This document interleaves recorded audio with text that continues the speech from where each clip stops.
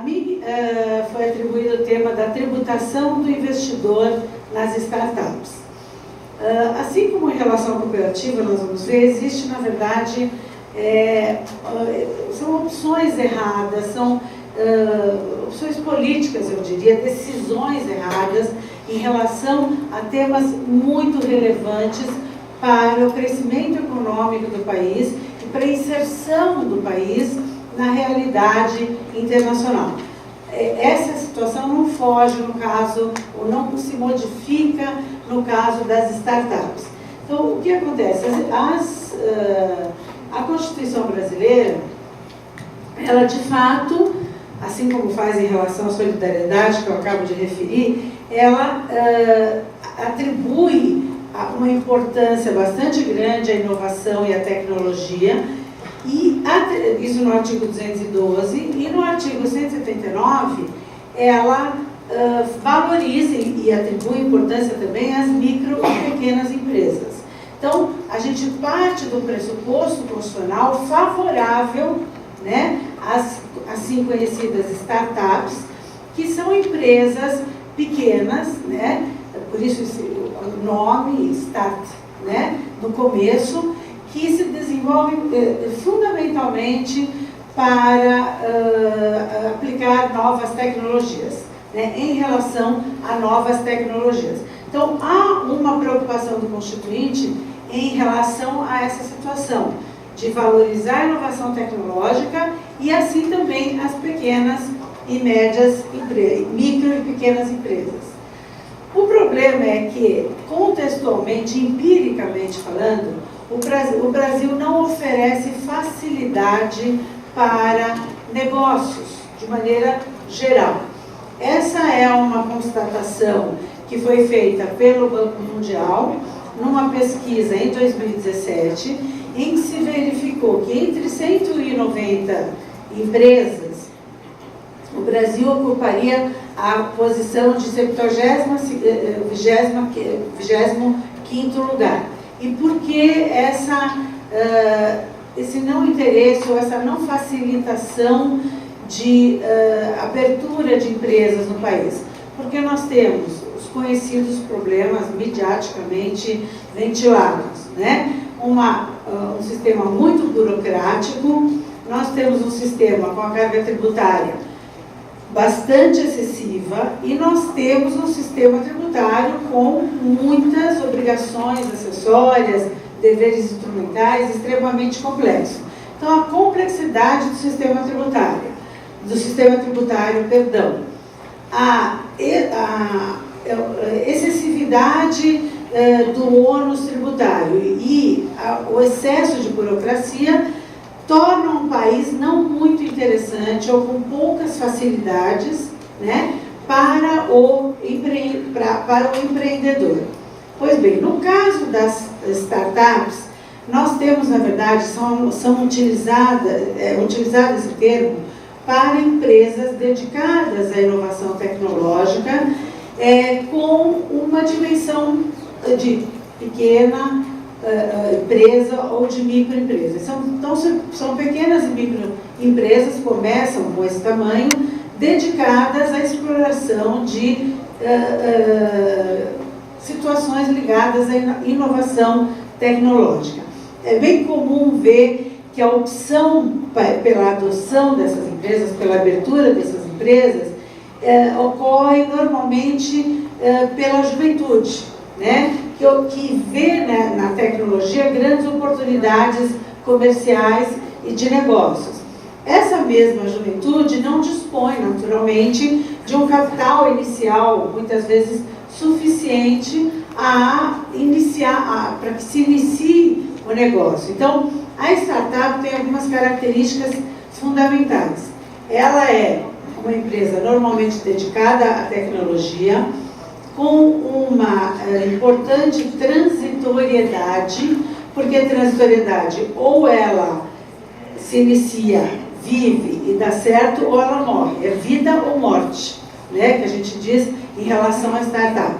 Ela é muito dinâmica, tudo acontece muito rápido, o crescimento ou a evolução da startup pode acontecer com uma frequência bastante grande, e é uma empresa que depende de um investimento de risco bastante alto, ou seja, o investimento a ser feito na startup, em função dessa transitoriedade, dela ser permeada por essa característica de viver e continuar e dar certo ou morrer na praia logo de cara, é um investimento de risco. Quem está investindo na startup sabe que aquele dinheiro pode ser um grande negócio, mas como pode ser uma perda significativa também. Então, essa característica do investimento de alto risco é fundamental, sobretudo para a análise do que é o tema da exposição, que é precisamente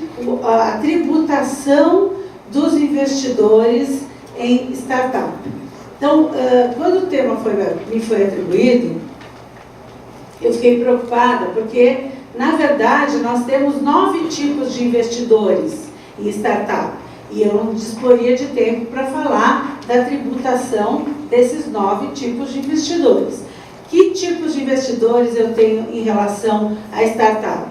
Eu tenho os fundadores, aqueles que têm a ideia, os donos iniciais da startup.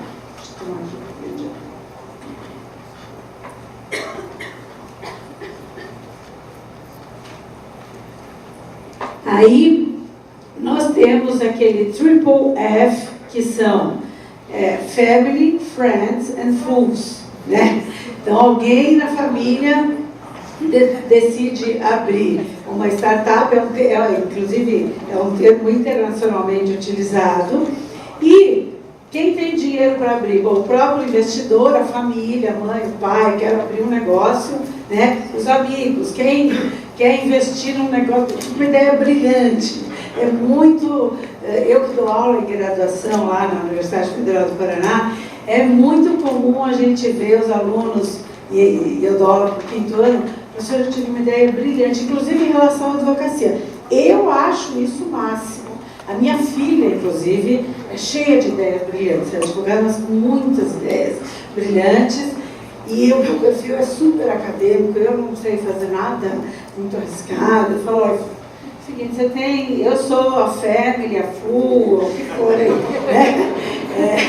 Então, tudo bem, vou te bancar, né? Mas vamos fazer um estudo prévio, né? Agora ela não vai dar muito. Quando ela viu que eu ia falar de startup, ela tive uma ideia ontem já, no meio da sinagoga, ela teve uma ideia brilhante. Agora é o seguinte, agora não faz trabalho, nada disso. Mas sexta-feira eu quero saber qual é essa ideia brilhante, né? Enfim, mas nós já acha que ele é brilhante, que vale a pena, que vai dar tudo certo, né?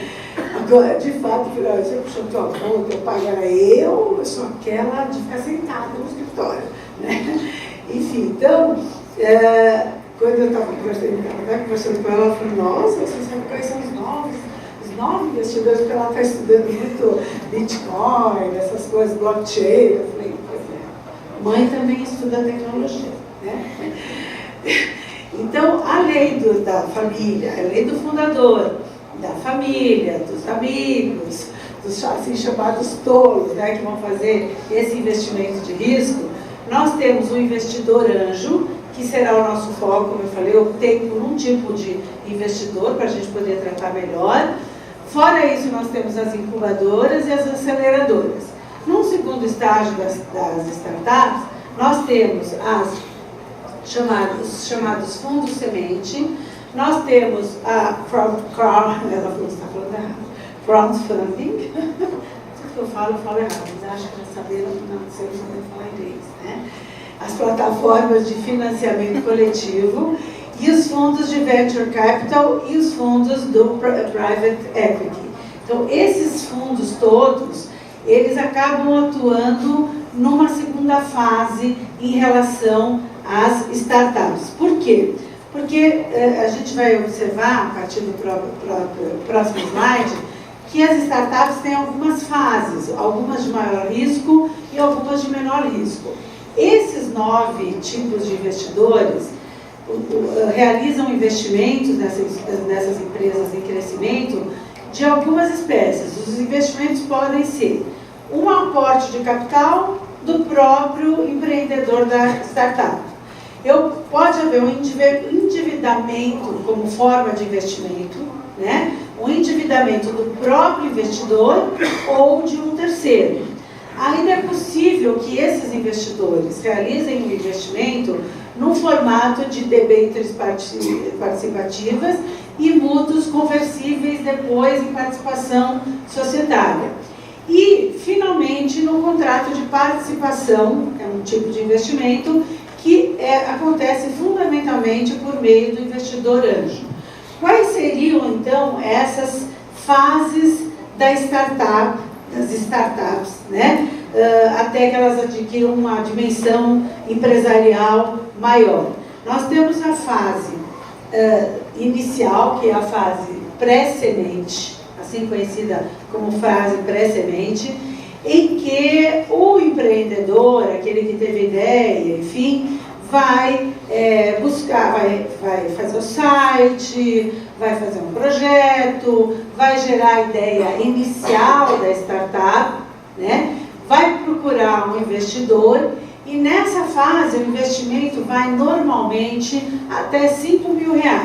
Então eu vou fazer o site, vou procurar, vou tentar fazer um projeto, vou sair do papel, né? É a chamada fase pré-semente. A fase semente, que é uma fase mais avançada, nessa fase então o que o grupo ou o investidor vai fazer? Vai buscar novos investimentos para contratar profissionais de marketing, desenvolvedores, etc., né?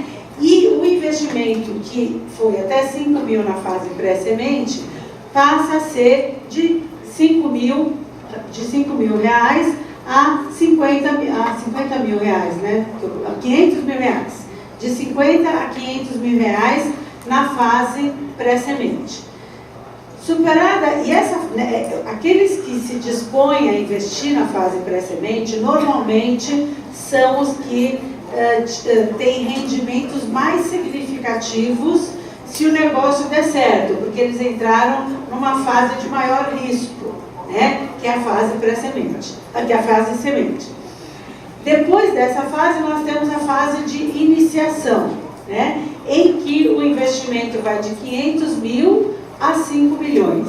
E a fase da maturidade, onde o negócio já está caminhando significativamente e que o investimento vai de 5 milhões a 50 milhões.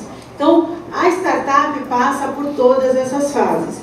Isso fica bastante claro nesse gráfico, né, em que eu tenho lá, na fase pré-semente, o Triple F, né, Family, Friends and Fools. Na fase semente, os anjos, aceleradores, incubadoras, fundos semente e crowdfunding. Na fase de iniciação, fundos de venture capital. Na fase de maturação, os fundos de private equity. E depois, quem sabe, num futuro, abrir o capital e fazer uma oferta pública. Então, são essas as fases pelas quais passa a startup. Como eu disse inicialmente para vocês, eu vou me restringir ao investidor anjo, que é aquele fundamental, fora o Triple F, né, que os que no começo ajudam, mas numa segunda fase, superado a família, o próprio investidor, enfim, o que vão fazer aqueles que têm, aqueles empreendedores de startup? Vão procurar os chamados investidores anjo, pessoas que estão dispostas a investir naquele negócio porque visualizam uma grande oportunidade de negócios, acreditam no negócio e farão esse investimento a despeito do risco que pode efetivamente acontecer. Esse tipo de investimento feito pelo investidor anjo é assim conhecido como investimento direto, ou seja, ele vai aportar diretamente capital na empresa. O investimento direto pode ser feito também pelos próprios sócios, né, através de aquisição de participação societária. Mas o que nos interessa aqui é o chamado contrato de parceria. Então, o investidor anjo, para fazer parte do negócio, ele vai fazer um contrato de parceria com o empreendedor da startup.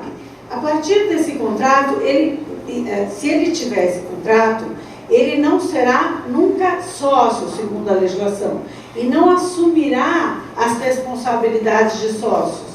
Sejam as responsabilidades financeiras, sejam as responsabilidades jurídicas. Ou seja, ele não assume passivo, não assume responsabilidade tributária, trabalhista, consumerista, nada. Ele não é sócio. Ele apenas realiza o investimento com direito, né, de retiradas e, eventualmente, de um futuro ingresso na sociedade na condição de sócio. Então, o investidor, quem pode ser investidor anjo? Pessoas físicas e pessoas jurídicas, segundo a legislação. No caso das pessoas jurídicas, teriam que ser fundos de investimento. Tá? Esses fundos podem ser qualificados como investidor anjo. Esse aporte de capital que é feito pela pessoa física ou pela pessoa jurídica, passa... É triste isso, né? Nossa, você não tem noção. É muito triste.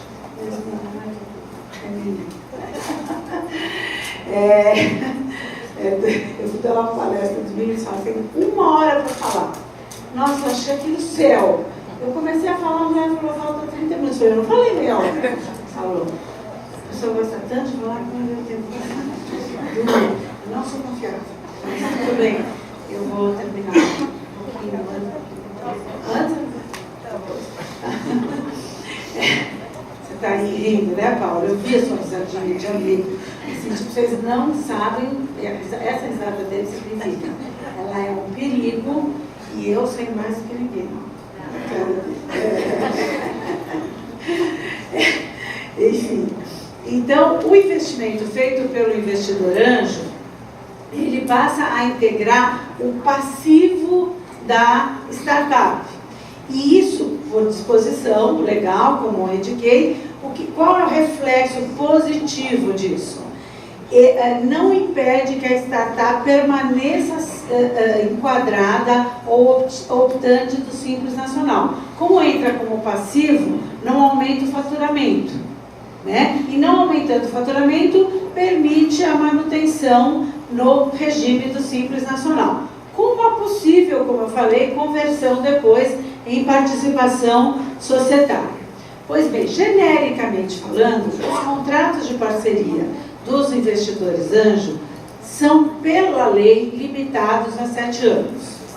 Os rendimentos que o investidor anjo pode retirar, né, ou os dividendos, vamos assim dizer, os lucros, a participação que ele pode retirar, se restringe, segundo a lei também, a 50% do rendimento da empresa, ou seja, deu um lucro e no contrato de parceria há um limite, é obrigatório estabelecer o limite de que ele vai retirar no máximo 50% cada vez que a empresa tiver lucro. Essa retirada, inclusive, fica limitada a 5 anos. Então, aí começa a se traçar um perfil que diz o seguinte: afinal de contas, o sistema incentiva o investidor anjo ou não? Porque se o prazo é de 7 anos e ele só pode retirar lucros em 5, isso significa, se ele respeitar 7 anos, ele vai ficar 2 anos sem retirar nenhuma participação. Então, é verdade que as startups, enquanto empresas dedicadas à exploração de atividades de inovação tecnológicas, são super importantes também. Mas sem dinheiro, elas não vão à frente. E o investidor anjo assume um risco altíssimo, porque ele entra normalmente na fase semente, ou no final da fase pré-semente, aquela coisa que é absolutamente uma incógnita o que vai acontecer com a empresa, né? Ele assume esse risco e a empresa tem a condição de andar, só que a legislação protege fortemente a empresa, a startup, e não o empreendedor, o que desestimula, desencoraja o investidor anjo a investir na startup. E não para aí a situação, né? A Lei Complementar número 155 de 2016 alterou a Lei do Simples Nacional 123 de 2006. Então, o que a Lei Complementar 155 fez?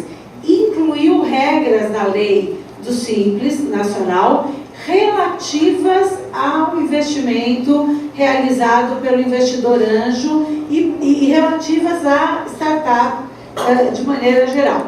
Que regras são essas? Essas regras dizem respeito à tributação do investidor anjo nas startups, que é muito ruim. Na verdade, assim, a Lei Complementar 155 não estabeleceu ela própria qual é a forma de tributação. Ela regulamentou a atividade do investidor anjo, previu o contrato de parceria, previu a limitação do tempo de contrato, a limitação de 50% para retirada de participação e delegou ao Ministério da Fazenda a regulamentação da tributação do investidor anjo.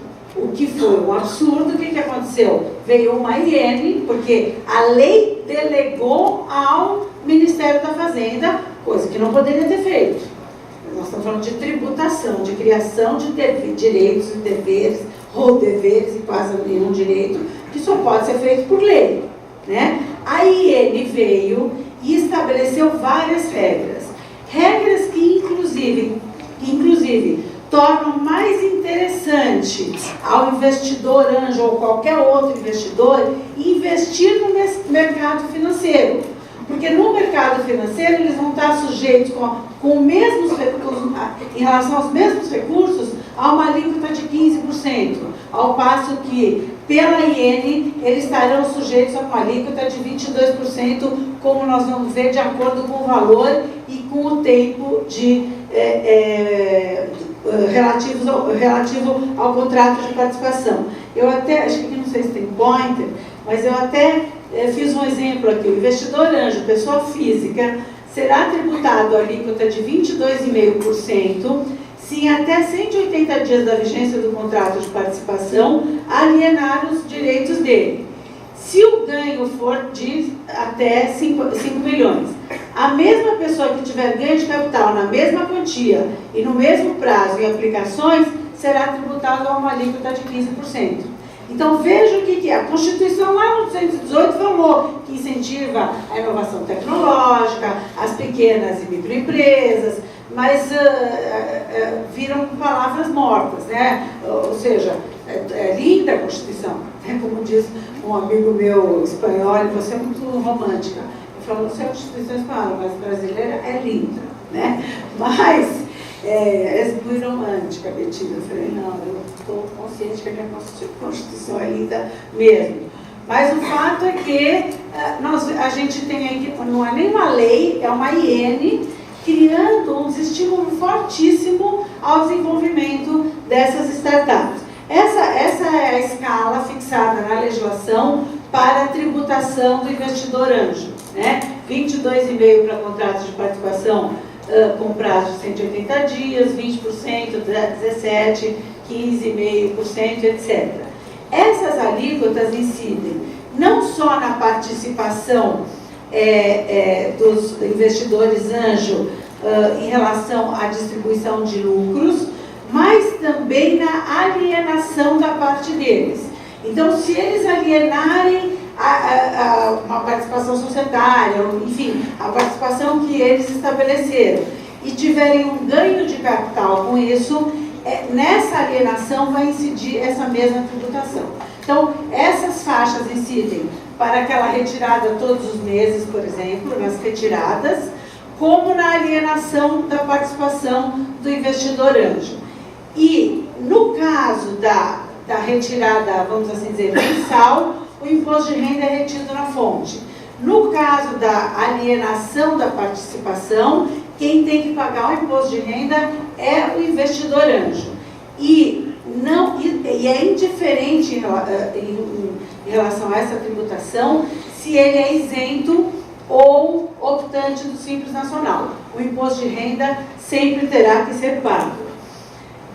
Então, os rendimentos do investidor anjo, como eu falei, vão estar sujeitos ao IR na fonte e serão considerados antecipação para pessoas físicas, jurídicas, inclusive as isentas e optantes do Simples Nacional, ou inclusas no Simples Nacional. Serão consideradas como tributação definitiva. Serão consideradas como antecipação para as empresas optantes do lucro real, presumido ou arbitrado. Em relação aos fundos de investimento, não há incidência do imposto sobre a renda. Bom, o que fez então a legislação, a IN, né, ao estabelecer toda essa situação que é bastante prejudicial àqueles que pretendem investir em startup, foi agredir a legalidade nos termos que a gente vê postos aqui pelo Ponte de Miranda.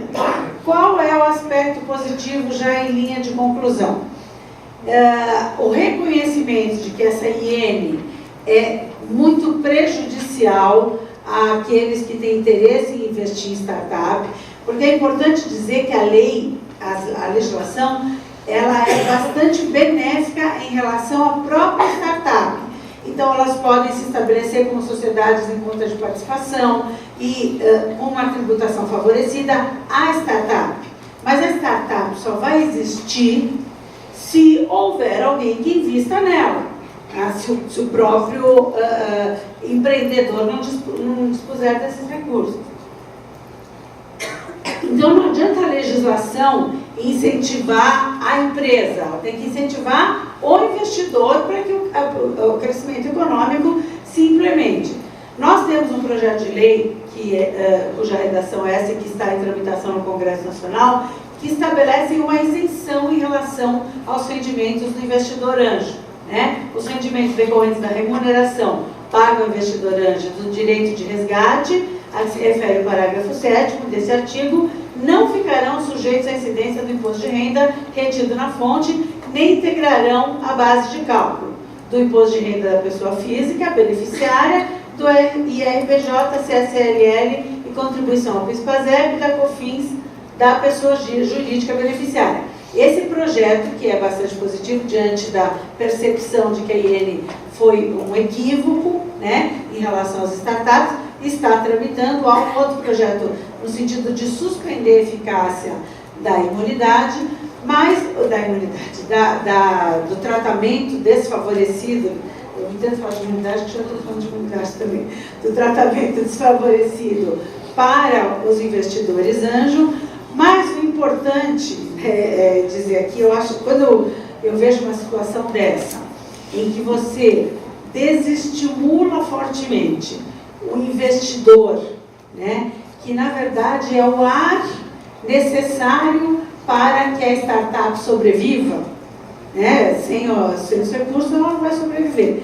Então, na verdade, nós estamos sufocando a startup, nós brasileiros, através dos nossos poderes constituídos, porque nós estamos retirando o ar dela através da tributação, que é bem comum no Brasil, né? Essa fúria, muitas vezes arrecadatória, que elimina o próprio ar e a condição de manutenção das empresas, das pessoas, sem preocupação, por exemplo, com a sustentabilidade, né? Não adianta sufocar as empresas e fazê-las sumirem, porque daí a gente vai sumir a riqueza tributável. A gente tem que pensar no sistema tributário como pensamos no sistema ambiental.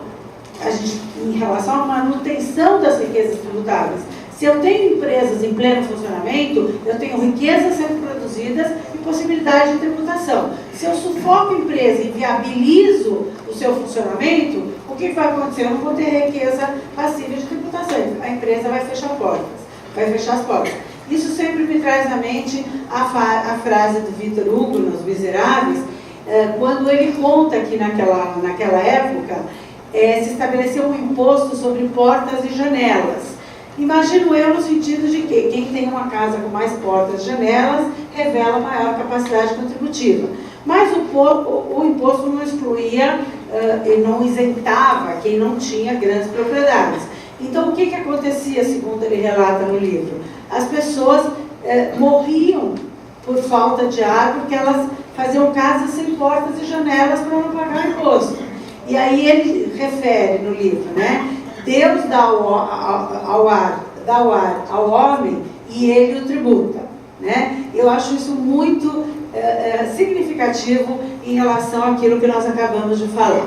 Eu agradeço a atenção, peço desculpa por ter excedido o tempo e me ponho à disposição através dos meus contatos, que adoro, estou cheio de gente que já é meu amigo também, você, né? Já curti hoje todas as suas fotos. É verdade, né? Não é mentira. O Instagram é muito legal, porque é só foto, elogia, não tem briga de negócio de eleição, nada disso. Só que eu não sei fazer aquela bolinha, aquele... Hã? Tudo é amor, né? É o story lá, que para mim é meio difícil, mas eu estou aprendendo. Mas de qualquer maneira, eu sempre estou dando uma passadinha lá. Obrigada.